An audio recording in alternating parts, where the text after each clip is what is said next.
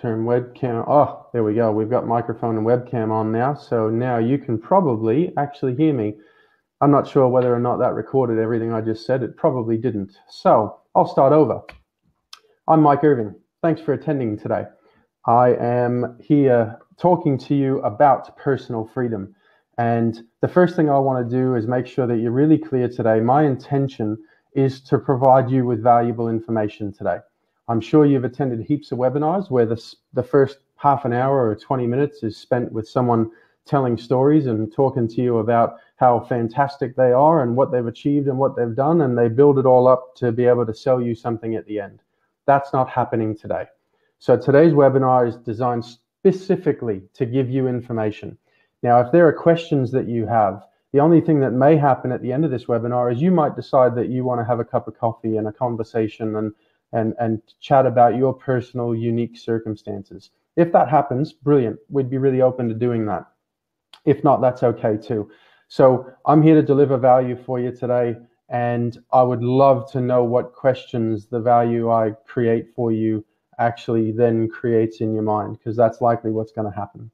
Now, one of your questions may be, why are you sitting there listening to me? Who am I? And what is it that I'm going to be able to potentially help you with? So let me answer that for you first of all, okay? So I started my first business when I was 21 years old. I was certain that by the time I was 30, I'd be retired and sipping margaritas on a beach in Waikiki. As I got closer and closer to 30 years old, what happened was that retirement was further and further away. And I felt less and less happy, enthusiastic, and excited as a person. I felt more and more restricted, more and more trapped, and I didn't feel like I had personal freedom. That's the whole purpose that we're on the webinar today, is to talk about personal freedom. Now, I ran that business for 10 years, and then I hired a coach at the end of that 10 years who supported me to inspect what it was that was really causing the problems I was having. I then have worked in this industry and learning how to help people to remove their own restrictions for the last 11 years. So I've well and truly done my 10,000 hours of work understanding how to assist people, and I've created an entire program and a framework around that I've used to successfully help hundreds of clients over the last 10 years to improve their own version of personal freedom for themselves. I'm here to share with you things that I have worked on for myself, and now have also trained a team of other people to be able to use and think with and operate with as a mindset, okay? I've learned more about leadership in the last 11 years than I did in the prior 10 years running the business as a leader within the business myself.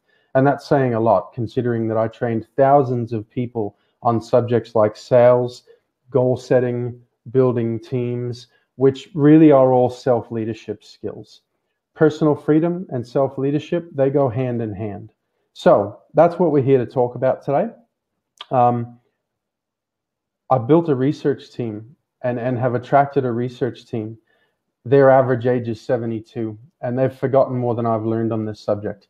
So please don't think for a second that this is, Mike Irving's creation and I'm the smartest guy in the room who's going to be able to solve all the problems the world has. That's not the case.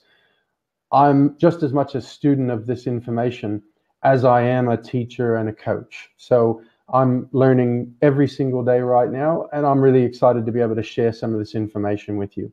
Now, the first question I want to ask you is, have you downloaded the document that we have available for free on our website? That document's called How to Reclaim Your Personal Freedom and Live Your Life from Choice. If you have, then you're going to be a little bit familiar with some of the things I'm going to talk about today. If you haven't, I definitely recommend that you do. And if you'd like to make that even easier, if you email me, and you can email me at mike@advancedbusinessabilities.com. If you send an email to me, I will make sure, and my team will make sure, that you get a copy of that document. In fact, we'll also follow that up with an e-course, an email e-course on the subject of personal freedom. If you have downloaded that document already, then you'll know that our framework in the beginning, our framework consists of 5 major steps. And it also consists of four major mindsets, four crucial mindsets to adopt in order to help you to live with personal freedom day to day. Now, let's first of all look at what these five major steps are. So the first step is know that you always have choice. Now, you might be sitting there thinking that, well, that's self-evident. Of course I do. That's what life's about. And I agree with you. And at the same time, my experience, particularly 11 years ago, was that I didn't realize how easy it was to lose sight of that. And I also didn't realize all of the ways that I was actually contributing to myself having a perception of no choice, thinking that I had to do things and thinking that there just wasn't another option.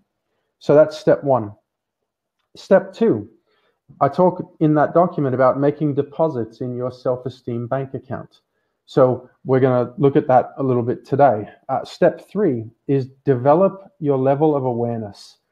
It's not something that you're born with a limited amount of. In fact, you can actually continue to develop that degree of awareness time and time again. Step four is to be clear on your intention. Be clear on what it is you're saying yes to. And step five is breathe to your center as a way of life. Now, again, that might seem really self-evident and obvious, but what I've found is that it's the obvious things that are the most important things to look at in detail.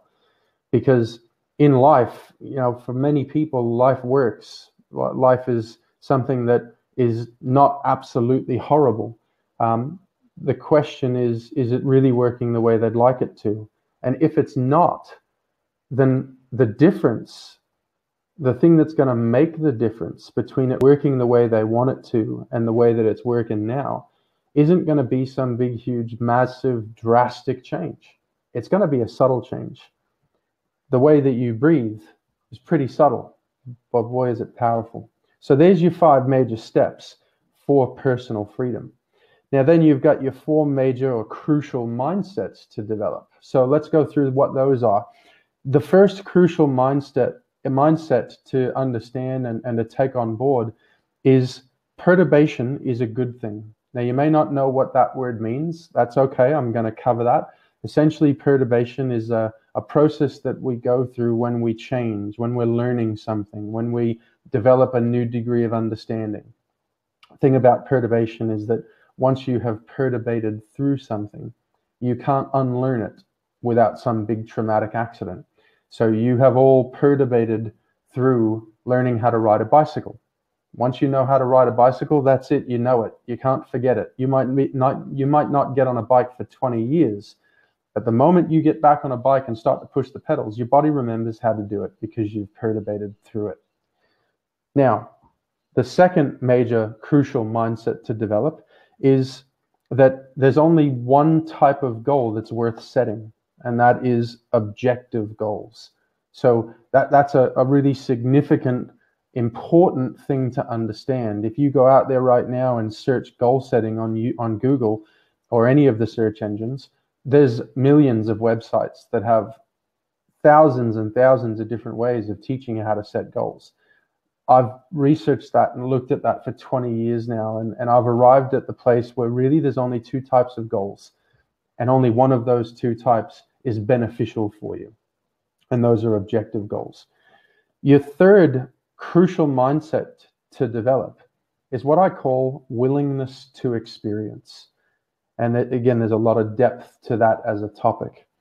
And your fourth crucial mindset to develop is about working with money and understanding money and your relationship with money. Now, obviously today we've got a reasonably limited amount of time. So what I am going to choose to do today is I want to dive deep into one of those five steps. And I also want to look in detail at one of the crucial mindsets for success. And what will likely happen is that we're going to run a series of webinars that'll all be for free for you.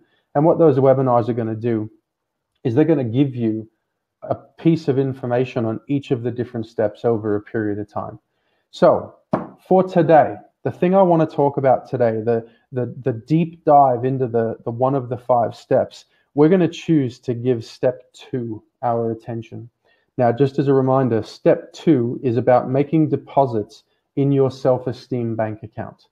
So that's the step we're going to focus on. And the reason I want to focus on that step is in the last 11 years, again, I've well and truly done my 10,000 hours of experience in coaching people and supporting people to free themselves of the restrictions that they're under. And this step number 2, is honestly, I have never, ever in 11 years, I've never found a single person who really had a detailed understanding of how to build self-esteem within themselves, how to handle that. And the other thing is that I've been totally and utterly stunned at how many people actually really suffer from, in their own words, what they describe as a not high enough self-esteem or self-confidence. Sometimes they refer to it as that. So let's talk about that, because really at the end of the day, that's a pretty important aspect of personal freedom. Personal freedom is your ability to get what you want in your life. Now, if you don't think that you're worth it, there's not a chance that you're going to get what you want. So let's talk about what self-esteem is. So self-esteem, I'm defining self-esteem in 2 ways. So there's 2 options that you can use to give this a definition. And I'd like you to write these 2 down right now. So the first definition for self-esteem is your subjective opinion of your own worth. Now, subjective, that's an interesting word. Make sure you have a definition for that. Subjective means essentially that it is not objective. That means that it is open to interpretation. So your subjective opinion of your own worth. The second option you have as a definition for self-esteem is it's the good feeling that you have with yourself. Now we have a definition. What we want to look at is, how do we actually change that? You know, I've labeled the major step here as make deposits in your self-esteem bank account. So let's talk about that. What I mean by that is this. Self-esteem is very similar to a bank account in that it will have deposits and it will have withdrawals, and it's going to have an account balance, right? Now, if we look at what are the deposits and withdrawals for self-esteem, well, first of all, withdrawals are going to be any time that you're being critical of yourself. Anytime that you see all of the problems that you have, or all the problems that you've created, or all the things that you've screwed up, or all the things you've done wrong, all the mistakes you've made, and therefore when you continuously beat yourself up about those. Can anybody relate to that? I know that I have in the past done a fair bit of that myself. So withdrawals, they don't help. A withdrawal can also be any time that someone else is critical of us, and we then take that on board ourselves. We then, we believe that, we believe the lie, or we believe their opinion of what's happened. So withdrawals can happen pretty often. It's really easy for them to happen, right? But what are the deposits? So in order to look at that, really what's necessary is for us to look at a system. And this system, it really sits within the idea or the step called make deposits in your self-esteem bank account. And the system, and I'd like you to write this down, the system, I call it management by agreement. Now, there's numbers of ways that we can talk about that as a topic or a title. The way that we're going to choose to talk about it right now is that this is about you managing yourself by agreements. A different way of saying that is it's about you making commitments to yourself and then you doing the things that you said you would do. So there's a step-by-step process to this, and there are fundamentally 4 steps. So the first step is that you agree with yourself that you have something you're going to get done, right? That's step number 1. You have a to be done. Step number 2 is that you go and make that done. Another way of saying that is that you go and take those actions, right? Now, step number 3 is a step called acknowledge the done. And we'll come back to talking about that step in a minute, because that step's actually skipped by most people most of the time. Step number 4 is you're going to have some form of evaluation procedure. Now, this process is a process you can use with anything at all that you're doing, particularly if it's something you're doing for the first time or something that you're learning, something that you've never done before. If you're building a house, that's a big project. What you're going to end up with is a whole list of things to be done. Each one of those items to be done, you're going to follow this process for. So you have the to be done. There's step 1. Step 2 is go and take the actions. Go and do what you said you would do.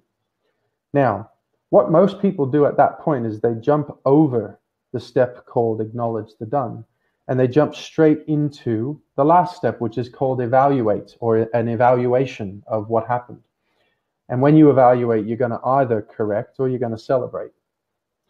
The problem with that is that when you skip the step called acknowledge the done, you're human, so you can always see a way that you could have or should have done it faster, quicker, smarter, better, or stronger. And so if you jump over the step called acknowledge the done, you'll tend to be very critical of yourself. You'll see faults, you'll see problems, you'll see what you screwed up and what you should have known before you started. The problem is you couldn't have known that because you hadn't started yet. So we're getting deep into this now. Again, this is all about self-esteem and making deposits.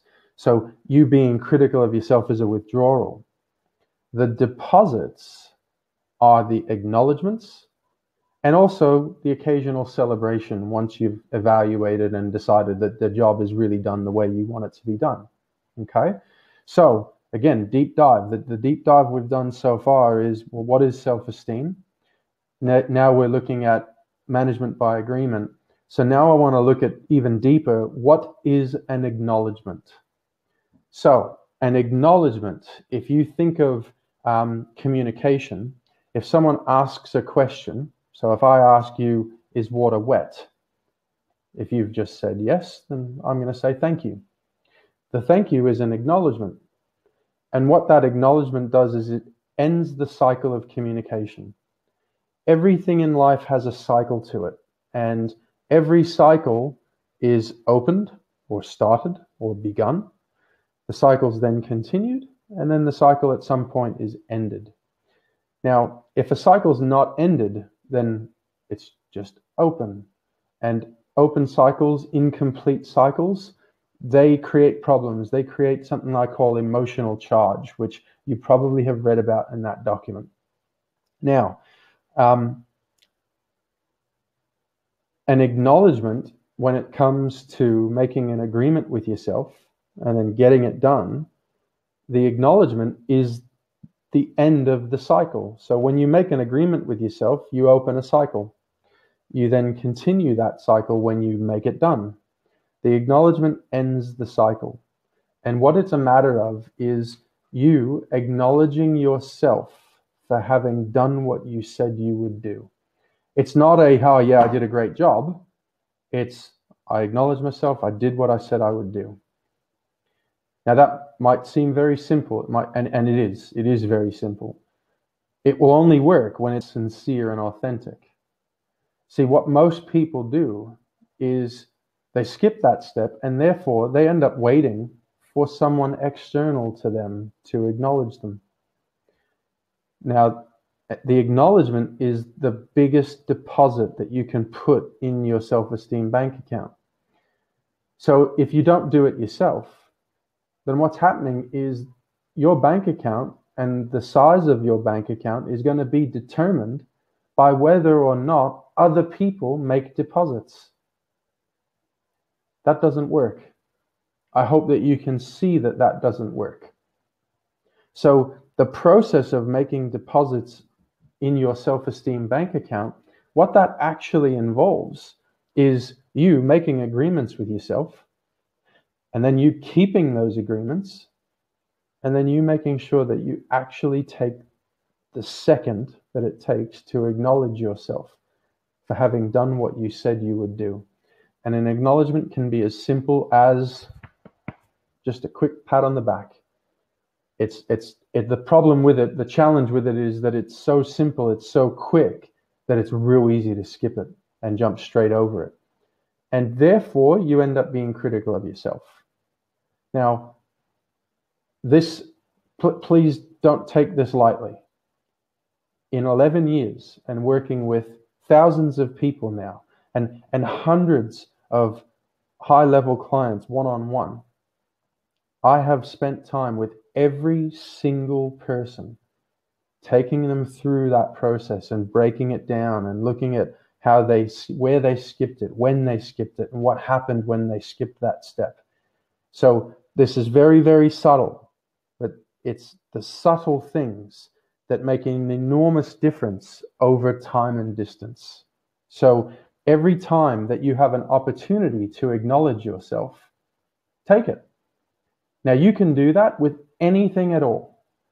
Initially, you can, if you make the decision to make yourself bacon and eggs for breakfast tomorrow morning, once you've made bacon and eggs for breakfast, acknowledge yourself for doing what you said you would do. You can apply that to any list that you have that you want to get done.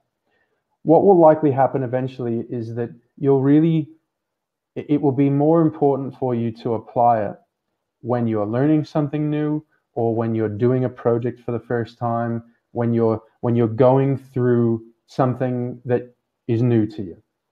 That's when it will be the most important. But initially, and particularly if you feel that you have low self-esteem, then I recommend that you apply that for anything and everything. Because again, if we don't build our self-esteem, then personal freedom is not going to be easy to achieve, because at the end of the day, if you don't think you're worth it, then you won't be. So there's your one. I hope that that's a deep enough dive. If you have questions, please, I encourage you, make sure that you actually email your questions through, or even stick them in the chat box right now so that I can have a look at what you're saying. There's nothing there now, and that's totally okay. But I definitely recommend that you come back to us. We really want to help with this, okay? All right, so now let's talk about the mindset. Let's talk about one of the crucial mindsets to adopt in order to support yourself. See, the thing that I want to be clear on is that personal freedom is not something that is a goal, a destination. It's actually something that is rightfully yours. It is who you are, right? Unfortunately, what seems to have happened is that we've lost sight of that. For me, I was never really taught it in the first place, because we get brought up in a society and a family and a community, and we go through an education system that creates a way of thinking.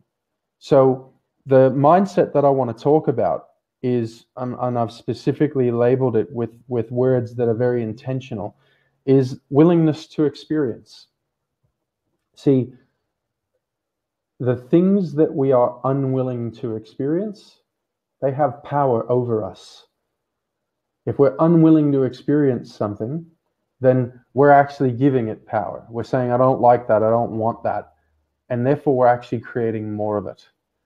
Now, what I've seen and what I've learned and observed is that there are four main areas, four main things that we as humans tend to be very unwilling to experience.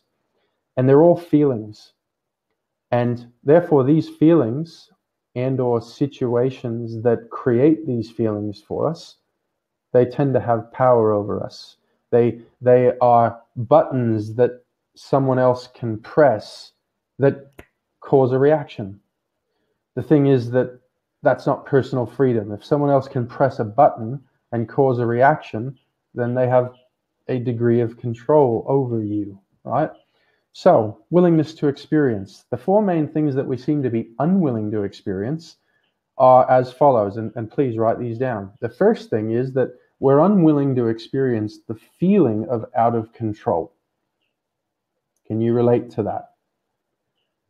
So, therefore, what we really want and what we do our best to set up is a situation where we have control.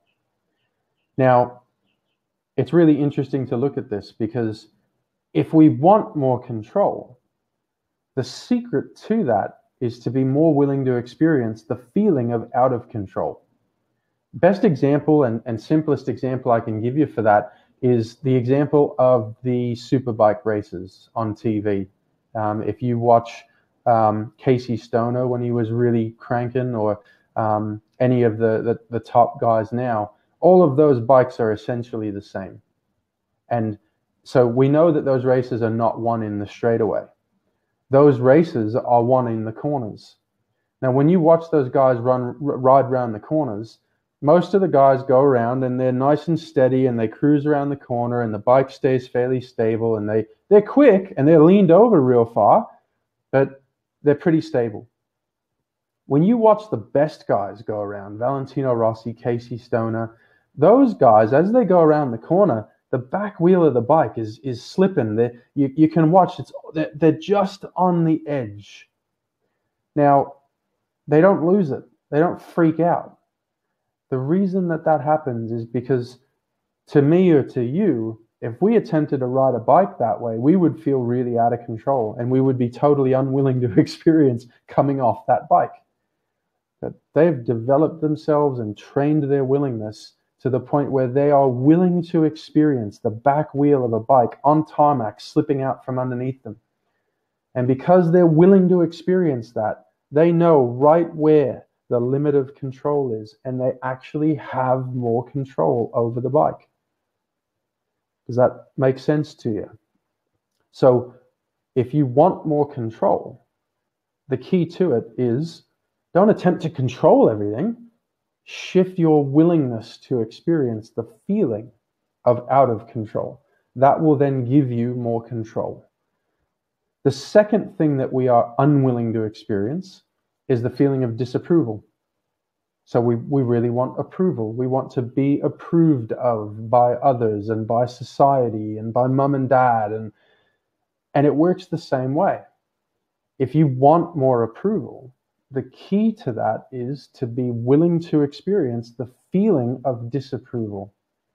Because number one, you'll then have more approval from yourself because you'll do what's important to you, not what society says, not what mum and dad say, not what your boss or supervisor says. You'll do what's important to you. The third thing, my apologies, that we are unwilling to experience is the feeling of alienation. So alienation is being secluded, it's being separated from. What we really want is to feel part of. So it works the same way. If you want to be included, if you want to feel part of and be part of, the key to that is to be willing to experience the feeling of alienation. And the last thing that we are generally pretty unwilling to experience is the feeling of disapproval. We really want approval. So it works the same way. My apologies, we already went through disapproval. Unsafe and insecure. So if you want safety and security, the key to having more safety and security is the willingness to experience the feelings of unsafe and insecure. So they sort of work,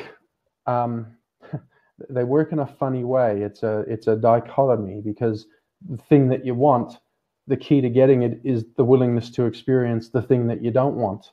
Mother Teresa was quoted, and she was very intelligent about this. She knew that whatever you fight against, you're actually giving it more power. So if she was asked to attend a rally to, support the war on terror, or if she was asked to attend something where they were fighting against something, she wouldn't go. But if she was invited to something that was a rally for peace, yet she would be there. She understood the basic principle that whatever you resist persists. So, therefore, to adopt this crucial mindset called willingness to experience, what that means is, all right, I'll talk about it in a slightly separate way, a slightly different way. We're all familiar with the idea of a comfort zone. Inside your comfort zone is where you're comfortable. It's where you're at ease. It's where you feel your personal freedom. But if there's a comfort zone, then there's also the thing outside the comfort zone, which is really your learning zone. And when we're in our learning zone, it's easy to feel like we have less personal freedom because it's uncomfortable.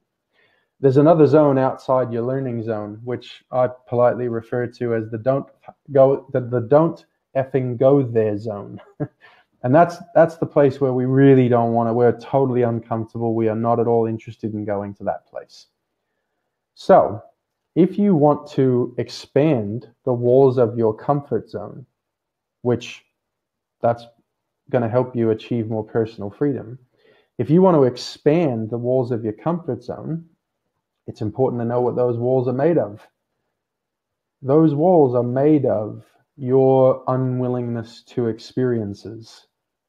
So if you want to shift the walls of your comfort zone, apply that crucial mindset, which is just shift your willingness to experience whatever the thing is. By doing that, that's automatically going to assist you to build more personal freedom. It's automatically going to assist you to put more deposits in your self-esteem bank account. We're unwilling to experience the feelings of being criticized, and yet we do it to ourselves. So I hope that this has been helpful for you today. A little bit of a shorter webinar than the last one we ran. We will be running more.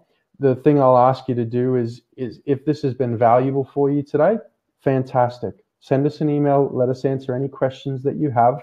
We're going to be running more webinars over the next month.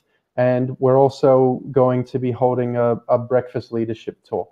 If there's anything we can help you with, we'd be honored to be of service. Please send us an email. The best thanks you could possibly give us, is, if this is valuable for you, is to tell people about it. Share the information. It's free. We're here to serve you, and I appreciate you tuning in today. Thanks very much for your time. Mike Irving from Advanced Business Abilities signing off.